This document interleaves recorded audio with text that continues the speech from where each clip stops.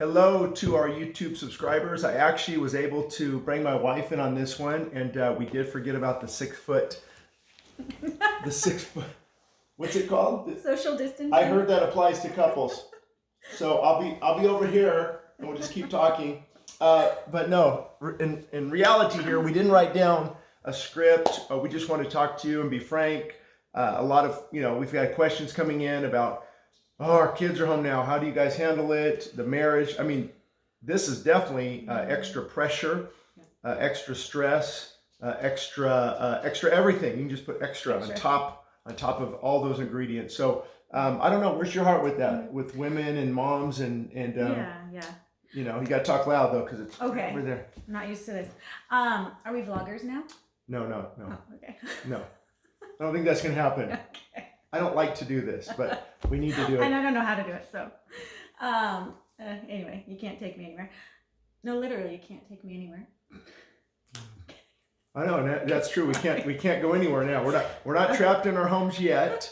We're in the process of listening to the city, listening to the county, and using wisdom. So, but anyway, some tips for moms. I actually have some serious ideas. I've seen comments, over the internet, different things coming in about now we're homeschooling and how do we homeschool and all that. And my first, while some of the memes are funny, it is definitely hard to be home with kids, especially if you're not used to it and different things.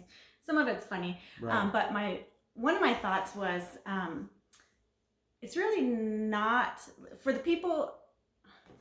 How many takes do we get on this? No, this is it. We're just releasing it. It's okay. People are like, oh, I've always wanted to try homeschooling, and now this is my chance. So I want you to bear in mind that this isn't exactly how homeschooling would normally go. Right. Normally, you get out, you get to do field trips, you get to socialize with friends, you get to all kinds of different things that kind of break up your day. So being quarantined at home all day with kids who are used to being at school and used to being with friends and all that, that's not your true gauge of homeschooling. So if you're one of those people that has always wanted to try it, curious if it would work for you, don't let this kind of be your deciding factor, because I would guess at the end of this, most people are going to be like, I can't do it. Mm-hmm. What about even practical advice, like anger is going to be increased, patience, actually impatience is going to be increased.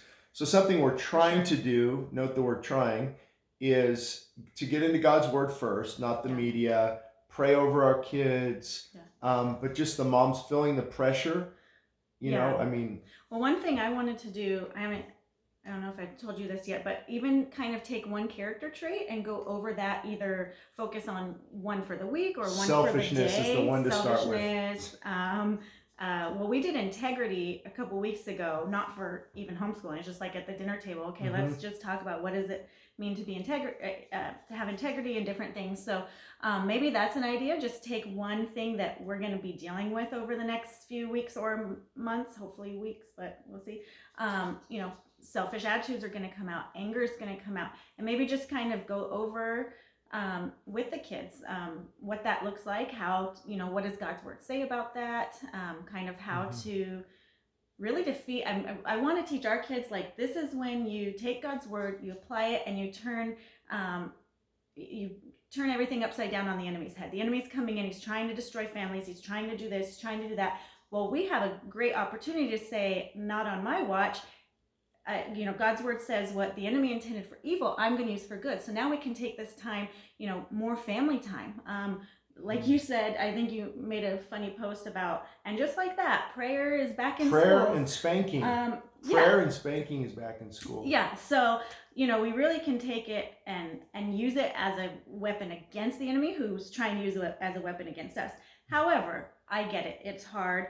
We do homeschool regularly besides this whole coronavirus thing, and it's hard. And well, that's why I want to do the videos, is to let people know what your experience at home in your marriage, the contention, the impatience, the anger, the uncertainty, the fear is across the board, but it's what you do with it that really matters. So we've got a few minutes before I have to turn this one off. Okay. And then we'll do another one. Practical tips. If you're not used to homeschooling, there's a lot of things. So YouTube, and all these different resources can be used for good, or for, you know, letting the kids sit around, do nothing, and play video games. Obviously, we don't want to do that.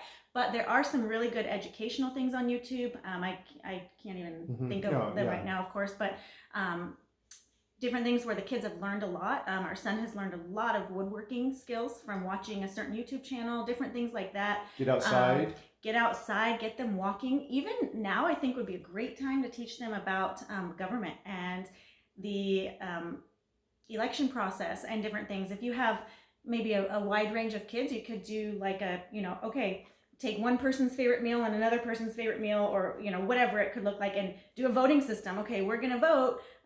This would probably be better for like smaller kids, but we're going to vote, and we're going to see how everyone's vote does matter, because if you don't vote, you don't get the dinner you want. So stuff like that, where you can kind of pull them into what's happening real life in the world. Unless you live in California and the system's rigged and there's voter botching and there's dishonesty and there's, okay, sorry, that's a different video. I got off track here. So we'll get your vote counts. Your vote counts. That's what they need to learn. Your vote does count. So we're gonna tune out on this one, and then we're gonna come back for part number 2 in just a minute. Join us then.